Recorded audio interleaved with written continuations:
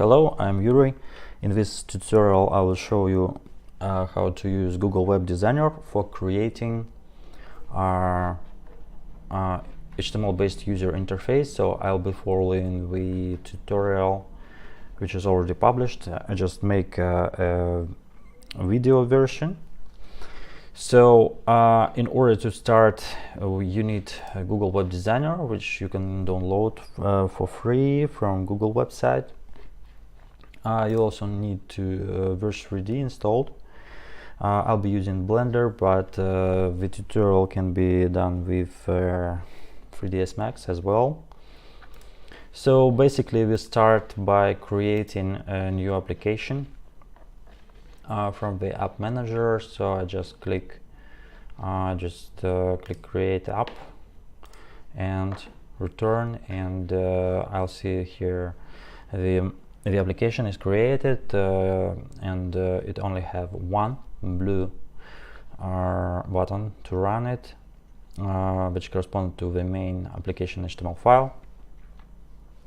And as you can see, for example, in the industrial robot, we got two blue icons because this basically consists of two HTML files. One is generated by the app manager, and another was created by external software such as Google Web Designer, but we actually used Webflow, but probably it can be created with Google Web Designer as well.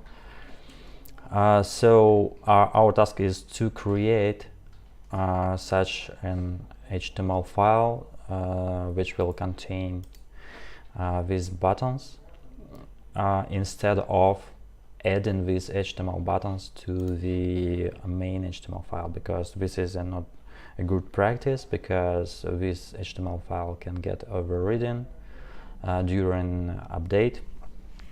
So it is better to create a separate HTML file in which the main application will be inserted using Iframe HTML element. So if we open code, for example, this is another application, teapot heater. I just show you that it contains iframe. Iframe here. So we got iframe element in the index HTML, which CRC attribute is pointed to the HTML, the main HTML file generated by the app manager. So in the folder we got two HTML files. One is index.html, which we are looking into right now, and another was generated by Verge3D Verge3D app manager. So it's basically the standard file, and this one was created by Webflow. So basically when we run the index, for example in the teapot heater we run index, it first opens the HTML file which was created using external software, and then because it contains iframe element, which is pointed to the standard Verge3D application HTML file, it loads the application, the 3D web application, automatically inside the main HTML file. So this is basically a principle on how it works. So we already created my awesome application with the app manager, so it contains the HTML file, and now we want to create another HTML file which will just contain two buttons, and we'll be using Google Web Designer for this purpose. So let's start. I already launched Google Web Designer, so when it is launched, you just select create new file here. So, and basically here we can specify how our application will be called. And important thing that right now we are creating a Google Web Designer project we are not creating an HTML file which will be used in the Verge3D folder. So we are just selecting a name for our Google Web Designer project, and for this reason it is better to first let's name it, for example, my awesome app GWD. This is Google Web Designer project, and important thing here is to store it somewhere outside your application folder. So we don't want to the Google Web Designer to save the files into the our Verge3D application folder. And the reason for this is because it saves, it stores its data in HTML format as well. So we want to avoid confusion between exported HTML files and saved HTML files, saved project. So for this reason, let's just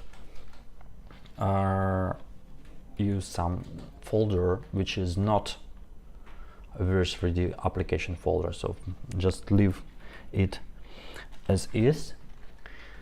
Then yeah, basically our first thing we need to change from banner to HTML. We don't want to create a banner, we want just HTML, generic HTML. So let's select HTML here and select title. So in the tutorial I just named it index of my awesome application, but you can use any other name. Actually you can just call it my awesome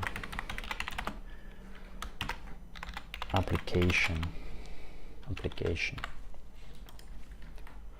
And right now we are ready. So we selected a name for our project.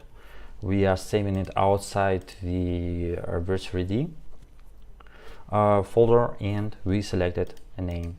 So let's click OK. And now we got our working space here.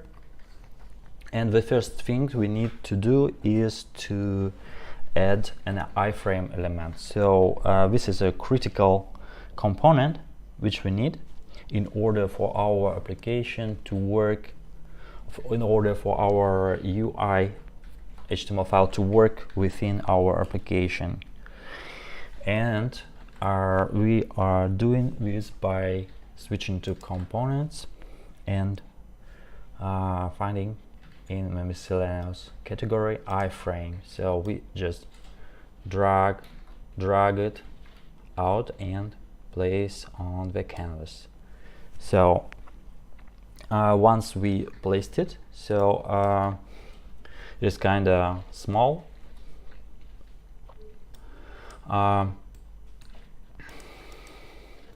And what we want is to have a full screen iframe element, because we want our 3D application to be full widescreen, right? But of course you can create some area, make it occupy some area instead, because maybe you have idea to add some menu here and other things. So but in our case we just make it widescreen, and while having it selected we go to the properties tab. So yeah, it is selected here, iframe, and specify position. So we want in HTML, position is defined by a left and top properties. So left is here, so we want left to be 0 basically, and we want it to be aligned to the top also, so we use 0 as well, so it is aligned now. And we want it to be widescreen, so we want width to be 100%. So in order to do percentage, we just select here, use percentage, and specify 100 and 100. So this is basically it. The only thing which is left is to specify source. So we want it to load another HTML file. And just like I showed you, so we in the export header we got Iframe Element with src attribute, which is pointed to the HTML file in the same folder. So basically we want our UI file and the Verge3D HTML file to reside in the same folder for convenience, because it's convenient. And as such, we don't use any folders in the path. We just specify the HTML file because it will be in the same folder. So let's just use my awesome app HTML. Why we used this? Because if we go to the my awesome application, now we see that our HTML file is called my awesome app, just like we chose to create it in the app manager. So this is it basically with the iframe. And before adding some buttons, we want to try and export it and see that it works with our Verge3D application.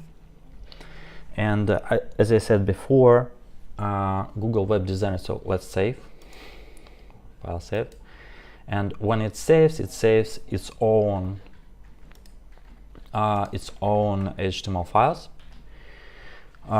somewhere it's like in documents folder. And what we want is to not to save but to export, to publish. So basically we use the publish button, go, and we will be publishing locally. We want local set of static HTML, CSS, JavaScript files. So let's select locally, and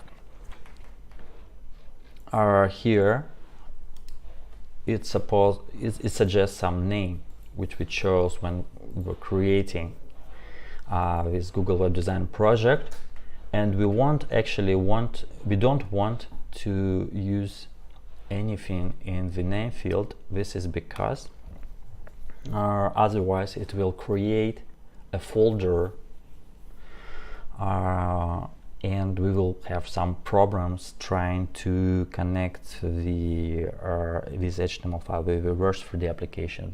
We of course can connect, but let's just delete everything from this name field because we don't want to fix this later. We just want it to work as it is. And instead of a path in which our Google Web Designer project is set, we select another path. Basically, we go to the folder where Verge3D is installed. It is installed here in my user folder, Verge3D 2.11.2. So we select here applications, find my awesome app, which we created with the app manager, and this is it. We click select folder. So we selected folder. One once again, we leave the name field empty because we don't want to create any additional folders, and click publish. This is it. So just let's make sure, yeah, we got new files here. We got index.html, which was automatically created when we exported from Google Web Designer, and we got some JavaScripts which belong to this HTML. Basically, we got also CSS file with some styles. Basically, as a Google Web Designer offered some styles. And let's check how it works in the App Manager. So right now we have one button, blue button. Let's refresh, and we see that we now got two buttons instead of one. The first, we can see here the path. So the first refers to the index.html file, and the second is my awesome app HTML file. So basically, if we run index.html file right now, so let's click, and it looks like exactly like the second button that produces the same result basically, but it is actually different. So you see here the path is different. This is the first. The second thing, you see that it is called Verge3D Web Interactives because the title was supplied by the App Manager, and this has the title My Awesome Application, which we specified in Google Web Designer. So this is actually different. This is an application which consists now of two files instead of one HTML file. And what's more important, we can extend this application. So and let's do some extensions. So what we want to do is to add two buttons, and we edit these two buttons by going to Elements and selecting div element. Div is in HTML is a blocky element which is suitable for creating various content for various areas. So button is a good example. Div is a good thing to create buttons suited very well. So let's click div and just start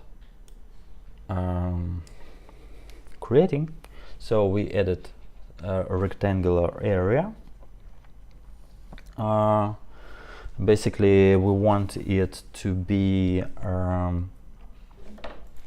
located, for example. So we already also have some position. So let's do it. Let's make it 10 pixels. 10 pixels. And width will be, for example, just like in the tutorial. So 30 is small area here. We want it to have some color, and the color is can be edited by using I guess it is here, fill, for example,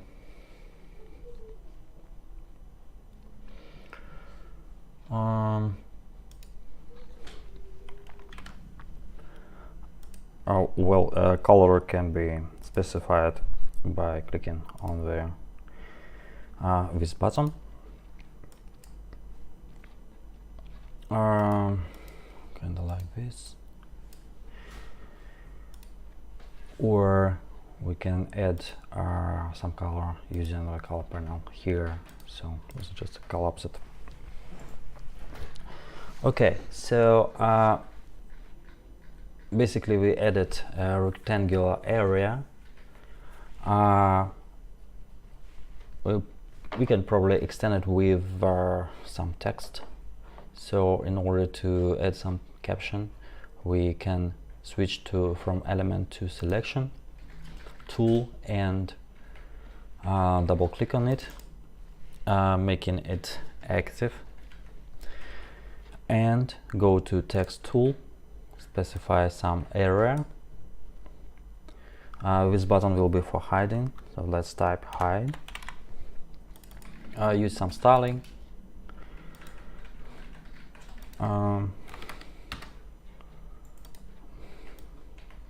Move it a bit.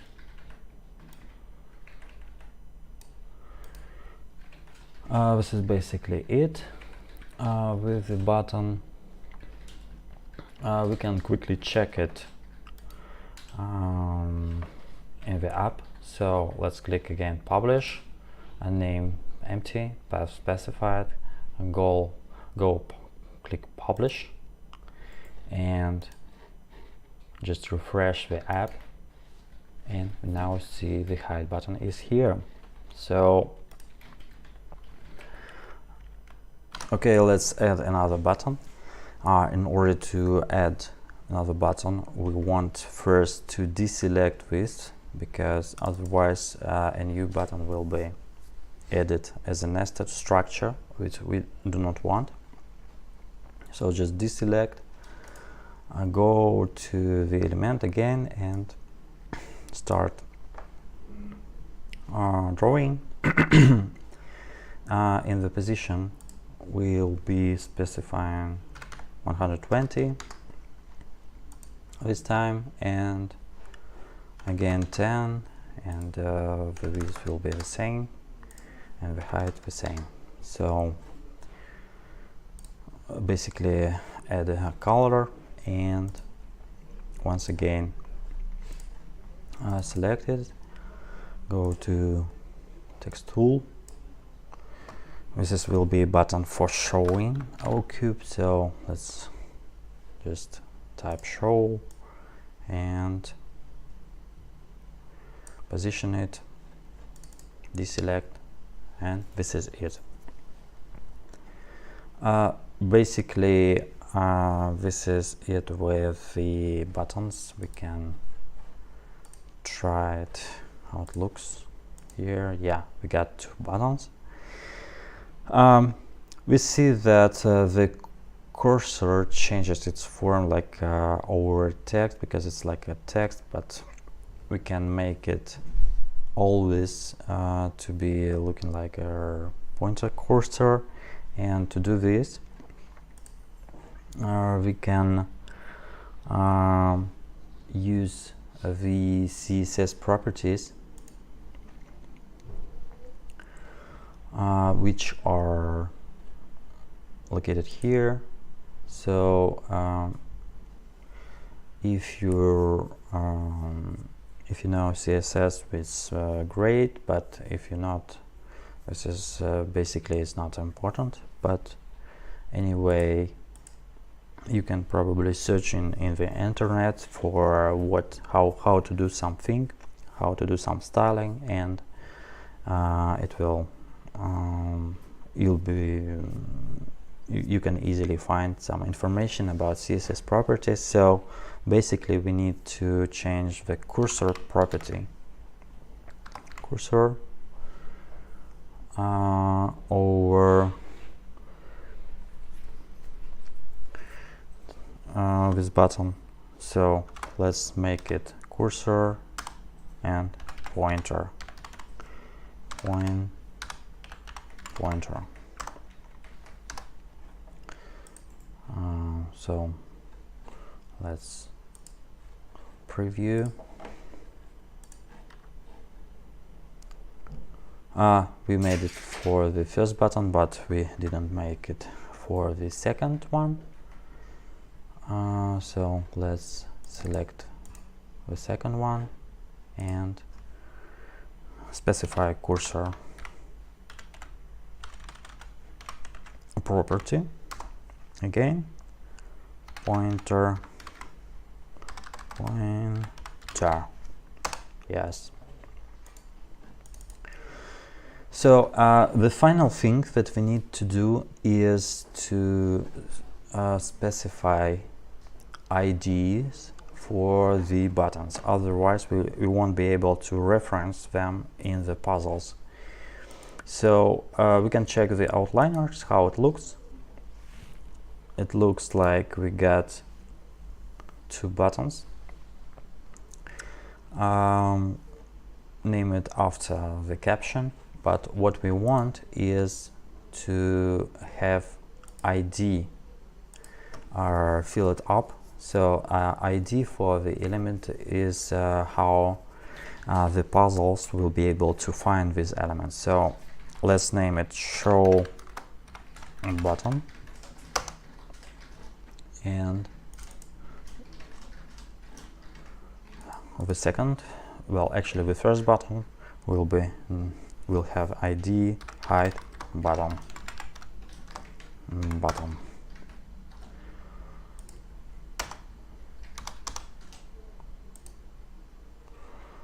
Well,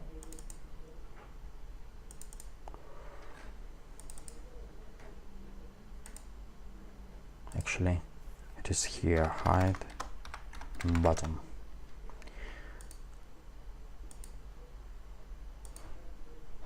Okay, so now we got 2 div elements which have distinct IDs, show button and how button, and we can just finish by finally exporting it from Google Web Designer. Refresh, see how our cursor behaves. It behaves perfectly. We can also check what IDs are now assigned to these 2 div elements, and to do this we can click F12 to open the browser console, or we can go to developer tools to open it, and the first topmost button is for inspecting HTML structure of this page. So let's click it and then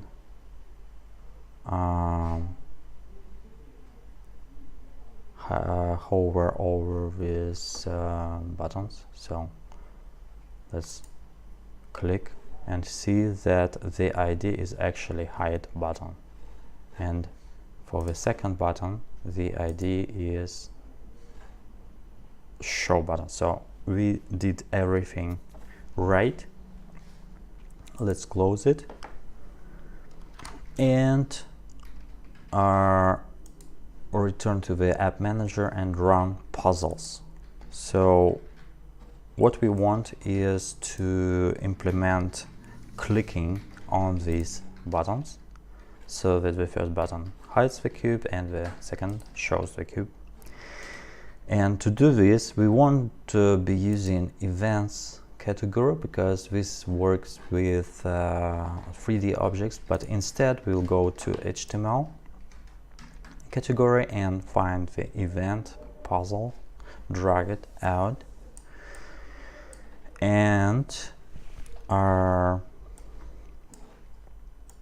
specify element using a text puzzle. So let's go to text here and remember how we are what IDs we specified to the button. So if we don't remember, we just go and check it here. So it is called show button. Let's type show button, and the important thing here is to check this setting here in parent doc, because our cube is embedded in the parent document which we created in Google Web Designer. So in order for the puzzles which reside in the Verge3D application. To access the element from the external page, we need to check this button. So basically what we want is to let's start with hide button, because we already see the cube. So when the then the hide button is clicked, on the event of click, we want to hide the cube. So let's do it. Let's save and refresh our app, and now click hide. So yes, it works. Now the only thing left is to specify the same thing for the show button, and instead of hide we'll be using show cube. Save, refresh, hide, show. So it works. So this is pretty it. This is how you can use Google Web Designer for creating HTML based user interfaces. Thanks for watching.